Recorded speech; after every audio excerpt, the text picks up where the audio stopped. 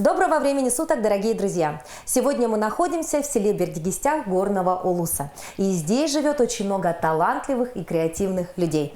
Знакомьтесь, основатель арт-студии Маяна Мурод. Здравствуйте, Маяна. Здравствуйте. Расскажите немножечко о вашем детище.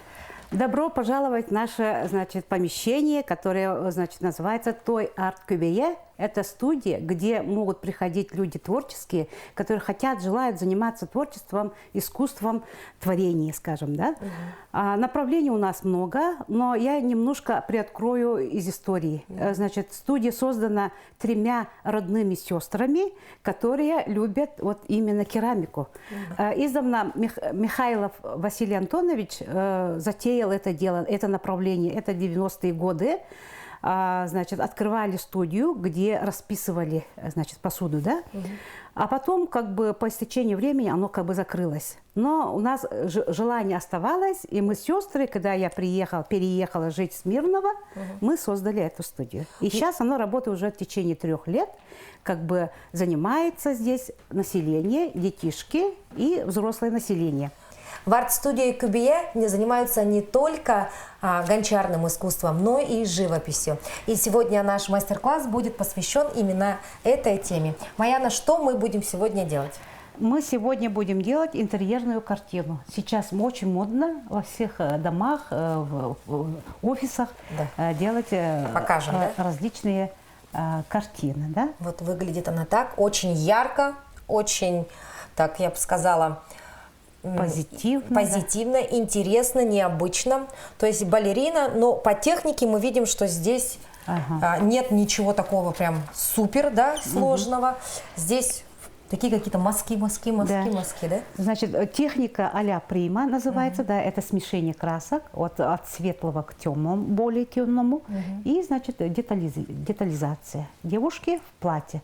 Это, говорит о том, что она тянется к солнцу, и ее, платье, да, как объятие земного мира, земного шара. То есть очень глубокий смысл в такой, казалось бы, простой картине, да? Хорошо, давайте мы начнем.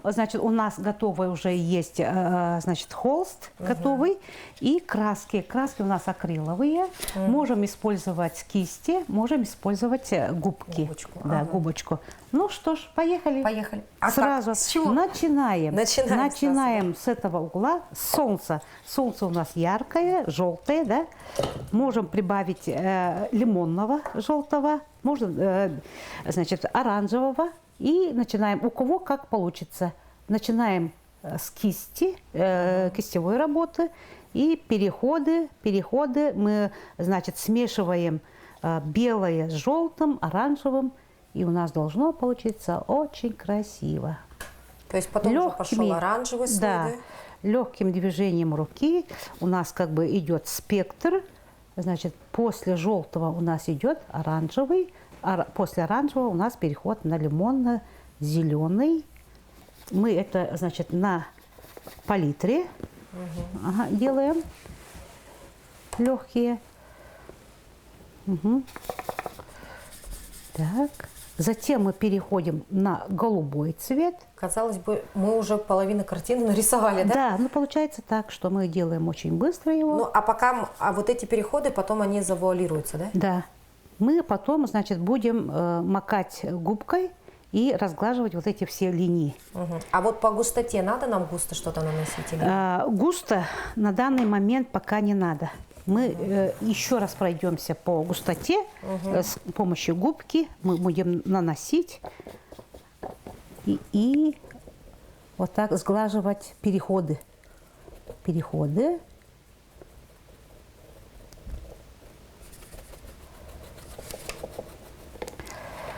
Если рука уже набита, мы можем прямо губочкой проходить. Так как у нас фигура будет в темном цвете, поэтому будем кисточкой его прорисовывать. Вообще это очень удобная техника для тех, кто только начинает, да? Да. Чтобы, так сказать, желание не отбилось. Да. Так, вы уже к губке перешли. Смело так, да? Да, вот так. Переходим. Несколько цветов мы смешиваем. находим не одного цвета, да, а несколько, чтобы было цветов перехода. Так, а здесь есть возможность как-то что-то переборщить или испортить, нет? Можно несколько раз заходов сделать. Можно стереть, эти специальные есть тряпочки, да, у нас. Можно ненужные цвета убрать и это Продолжить. То есть продолжить. право на ошибку здесь есть. Есть, ага. И техника таковая, что можно сделать, как вам захочется, скажем так. Да, и при этом еще огромный плюс, как мы любим всегда делать, что повторов не будет, да, потому что также промазать кто-то уже по такому же пути не сможет, да? Ну да.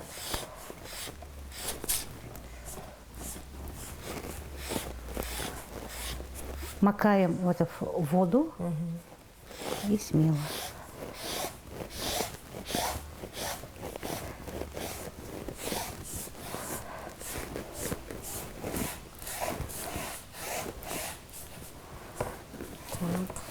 Так, и снизу мы это будем темные цвета наносить.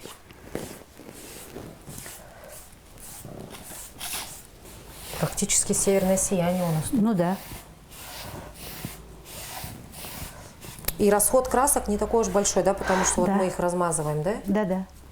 Можно черный цвет мне Да, подать? пожалуйста.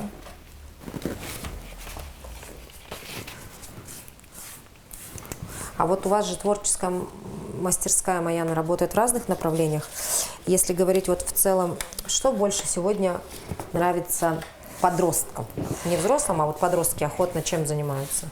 Вот если взять и спросить у них, у них как бы такого рвения, желания, я бы сказала, не очень ярко проявляется, да? Но есть индивидуальности, которые приходят и говорят, мы хотим такое направление. Очень молодежные. Очень молодежно. Но в большинстве случаев у нас как бы все-таки колорит на национальной То есть люди культуру. хотят заниматься чем-то именно народное творчество Да, какое-то. да, да.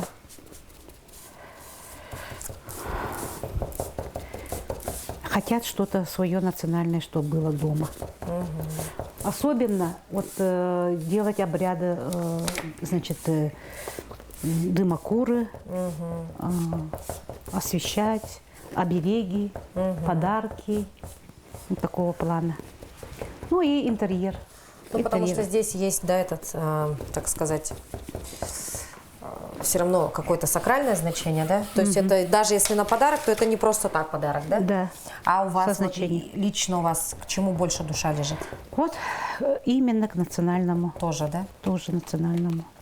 Ну, я пропагандист, и не зря же мое имя полностью на якутском языке. Вот Почему? давайте для незнающих даже скажем, что означает ваше имя.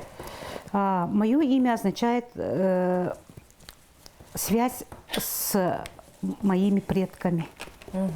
Марод – это означает род моего, скажем, племени. Вот так, да? Да, которые известны в свое время были богатырями, мой предок, дедушка Марод Николай, да, и, значит, мы по его линии пошли.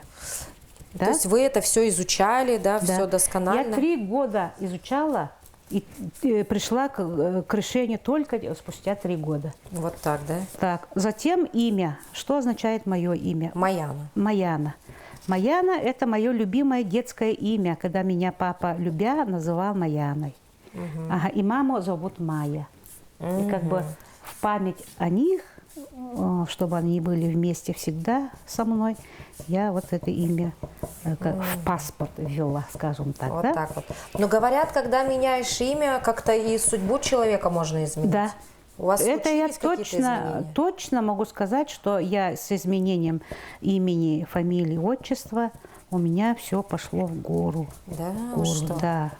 Успех во всем, во всех делах и, значит, скажем, чего я хотела, того я как бы достигаю. То То есть вы считаете, что в этом есть и Да. заслуга? Не своя? зря же говорят, когда мы носим имя совсем, вот, например, другой национальности, да, Иван, да, Мария, или вот русское обычно у нас название, имена, да, а когда вот русские имена, наши предки не могут найти из многих миллионов людей, найти того Марию или того Ивана, который их кровные родственники, да, вот Путаются, предки, да, можно да. сказать.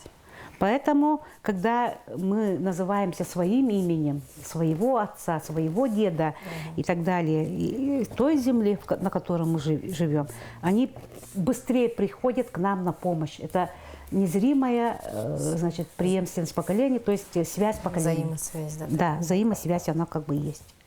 Поэтому я всегда пропагандирую, чтобы мы не забывали наших предков. И к этому я очень много делаю, значит, проекты пишу. Я участвую в различных семинарах, объясняю, что это такое, как имя, значит, делает, меняет жизнь в лучшую сторону людей и так далее, и так далее. Поэтому надо это знать. Итак, но мы завершили фон, да? Сильно не буду трясти, но вот примерно так. Причем мой фон совершенно отличается от фона Маяны. Так, но продолжаем. Теперь надо сделать нашу девушку. Нанести Контуром, тонкой кисточкой мы обрисуем ее контуры. Причем лицо мы не будем, значит, точно, значит, подправлять, то есть делать, да, а именно вот как бы силуэтно. Вот смотрите, вот цвет желтый, яркий стол выделяет ее форму, то есть фигуру, как она, вот ее жест, ее руки, показывающие на солнце. Она летит к солнцу, скажем, да? Вот. И ее платье, оно как бы разноцветное, это в цветах, это у нас как бы земной шар. Получается, что она воодушевленная, вдохновленная, вот такое состояние души. Так, ну я сейчас посмотрю на то, как вы делаете, и потом буду повторять за вами. Хорошо. Тонкой кистью мы обмакаем в белилу и охру, и тогда у нас получается вот такой цвет типа цвета кожи. Да, цвета кожи человека. Так.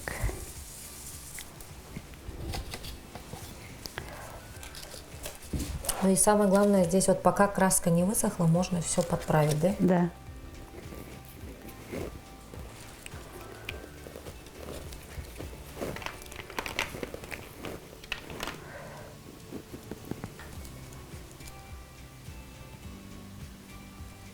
И тишина, да? Все-таки в этом виде творчества нужно молчать. Сосредоточение и умиротворение. Забываешь, иногда вот люди прибегают к рисованию. Почему? Чтобы забыться от житейских проблем, от каких-то негативных явлений жизни, да? Это дает как бы человеку отдых, успокоение, приходит какой-то отдушина, скажем так.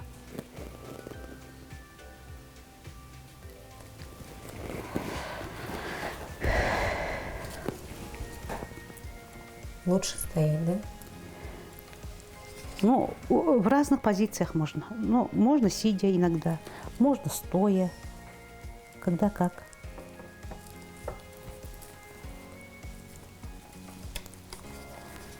И за несколько минут вы получите массу положительных эмоций и результат. Картина необычная в вашем исполнении. Так, теперь еще надо нам это сделать, да? Как называется? Ускорить опять процесс. Для этого, так, наверное... ну, мы подошли к самому простому, значит, вот изображению цветов, да, на платье. Его можно сделать таким образом. Можно нанести краски точечно вот сюда, чтобы процесс убыстрить.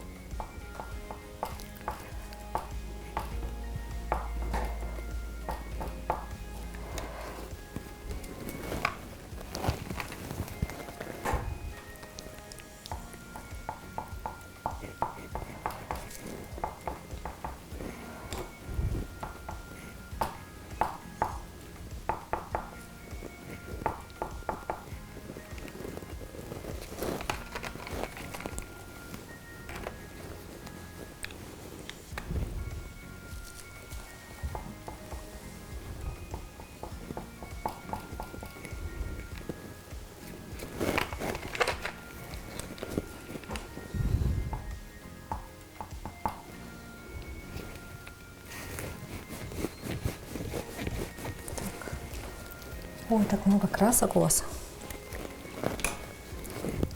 Ну, это чтобы был яркий. Все. Теперь можно сперва большими кистями.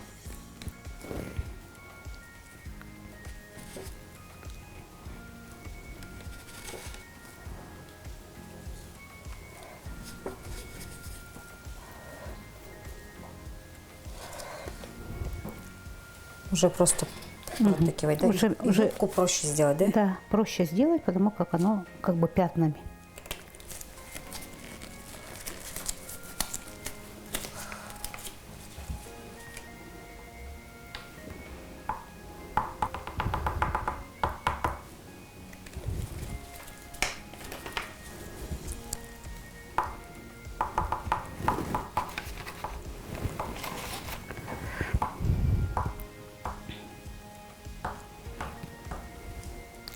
Я раньше, когда заканчивала это училище, всегда выходила на природу рисовать с этюдником за плечами.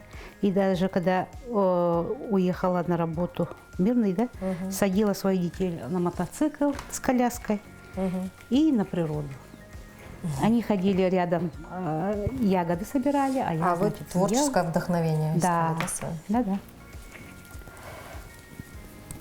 И вот когда я сейчас спрашиваю у выпускников, как вы часто едете на пленэр, они говорят, нет, да вы что, мы не хотим туда-сюда. Ну, мне кажется, что люди, которые творческие, да, ну, они хоть раз в год посещать природу, смотреть на изменения. Обязаны, да. Они же будут передавать настроение, да, цвета. И так далее, которые есть в природе, которых мы в обыденные дни не замечаем. Да, да. То есть вы творчество ищете, ну, вдохновение больше на природе, да, к вам приходит? Да. Я очень люблю писать пейзажи, картины. С разных ракурсов. С горы, с низины. И когда у меня, значит, картина, у меня всегда получается вот Алас.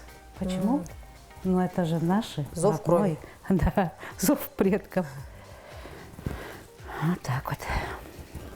И это все проявляется в творчестве. Маяна, а что вы считаете по поводу того, что творчество передается из поколения в поколение? У вас предки были тоже творческими людьми? Или это по-разному у всех бывает? Нет, почему? По-разному. Как человек смотрит на мир. Если позитивно, то у него всегда краски бывают светлыми. Хоть рисунок не очень, но цвета яркие, какие-то цветные, разводы. Это проявляется даже когда в детстве, когда дети маленькие, в детском саду, например, рисуют же дети. А дети не умеют рисовать, но они передают через настроение, через цвета. Если человек использует очень много черного, темного и красного, это говорит о том, что человек агрессивен в семье. В семье вот психологическая какая-то вот есть напряженность. И через рисунки, поэтому же психологи говорят, что через рисунок виден вот именно их семейный какой-то, проблемный какой-то. Цветотерапия все-таки да. Это есть. Никуда от этого не деться, да? Да. Мои родители, отец хорошо рисовал карандашом, не цветами. А мама моя была швея, золотые руки. Маяна, а вот в подобной технике еще какие краски можно использовать? Разные масляные краски можно. Масляные краски, они как бы никогда ничего не портят. Можно поверх сколько угодно слоев делать. А акварельные краски, да, вот именно а-ля Прима, она как бы все-таки к этому применима, скажем, да, к акварельным краскам. Ну вот, а то есть то, что вот выпуклости, так и должно быть толстый слой краски да, где-то местами, да? Это как бы специально же. декоративный какой элемент, как бы. И мы опять привстали, да? Ну да, садимся, да? Нет, но, как вы говорите, в этой технике можно и стоя, и сидя, да, как душе захочется, потому что обзор имеет значение в этом случае. Можно вот отдалиться, да, посмотреть, как лучше будет, так или сяк. Ой, ну очень много краски уходит, да, с одной-то стороны, как бы? Ну, я бы не сказала. Да? Да.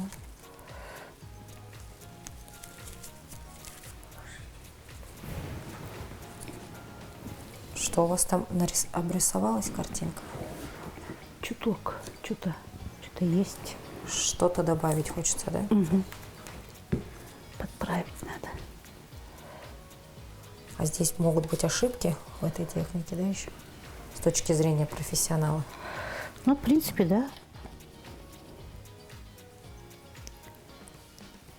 С каждым разом по-разному же смотрится, видится. Так, ага.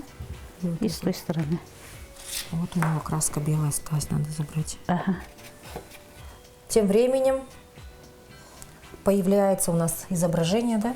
Ну, да. У вас одна девушка, у меня другая. Ага. И как будто бы мы рисовали не с одного образца, да? Ну да. Но так и должно было быть. Угу. Так, Все, ну смотрите. как получилось, да? Да. Как получилось картинки. Да. Вот у нас такие получились. То есть у Маяны одно видение, у меня другое видение.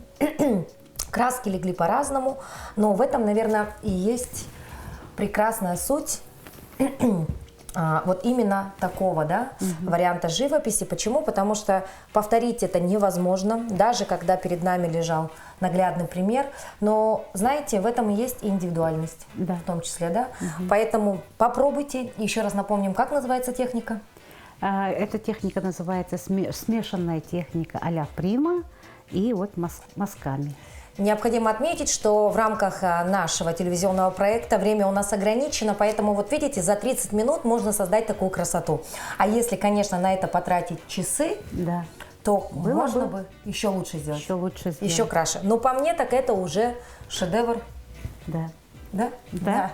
Маяна, спасибо большое за такой прекрасный мастер-класс. Мы восхищаемся тому, что творчество, оно человека найдет везде, да? Не обязательно жить в мегаполисе, где кругом всего разнообразие, где вот ритм жизни другой, да? Можно жить в глубинке, да? Можно жить в простой деревне, маленьком населенном пункте. Но если ты с творчеством, то жизнь твоя расцветает вот такими красками. Да, можно сказать так. И мы помогаем в жизни, чтобы было много цвета, много ярких красок.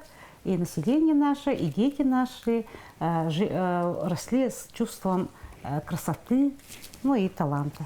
Вот именно, поэтому творите, попробуйте вот такой вид живописи. И я уверена, что у каждого что-то да получится, потому что здесь других вариантов не может быть, да? Да. И это будет ваша индивидуальная работа и память на всю жизнь. Спасибо еще раз, мы не прощаемся. Ну а если вы, дорогие телезрители, захотите попробовать такой мастер-класс, я думаю... Да, мы не откажемся. Вам будут рады, приезжайте в Горный Уз. Приезжайте в Бердигистях и найдете, вы спросите, где, значит, студия QBE, вам подскажут. Но у нас же еще очень много людей путешествуют, едут в сторону Вилюйска, Верхневилюйска, в сторону города Мирный. Пожалуйста, остановитесь здесь, пройдите мастер-класс и уже совершенно с другими эмоциями поедете в долгую дорогу. Ага, и вот как раз-то мы вот именно в туристическом в плане, да, вошли в, вот, как можно сказать, туристическая точка, это мастерская. Снаружи вы увидите, вот как разукрашено наше здание, да, и вот все найдете нас. До новых встреч, увидимся, всего доброго.